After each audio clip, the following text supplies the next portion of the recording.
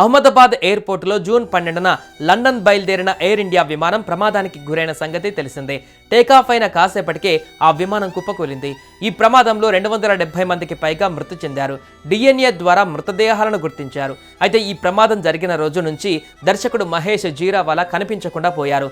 ఆ రోజు ఎయిర్పోర్టు సమీపంలో ఒకరిని కలిసేందుకు వెళ్లాడని అతని భార్య హేతల్ తెలిపారు. ప్రమాదం జరిగిన ప్రదేశానికి సమీపంలో అతని ఫోన్ ఉన్నట్లు పోలీసులు గుర్తించారు. అయితే అతని మృతదేహం మాత్రం లభించలేదు. దీంతో ఇన్నాళ్ల పాటు అతని మిస్సింగ్ మిస్టరీ వీడలేదు. విమాన ప్రమాదంలోనే మహేష్ జీరావాలా మృతి చెంది ఉంటారని తొలుత పోలీసులు భావించారు.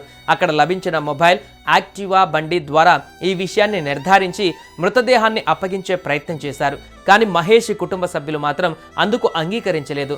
ఆయన ఎయిర్పోర్టుకు రాకపోవచ్చని, ఆ మృతదేహం అతడిది కాదని వాదించారు. దీంతో కుటుంబ సభ్యుల నుంచి DNA సేకరించి మృతదేహం DNAతో పోల్చి చూశారు. DNA రిపోర్ట్ ఆ మృతదేహం మహేష్దే అని నిర్ధారించడంతో మిస్సింగ్ మిస్టరీ విషాదంగా ముగిసింది.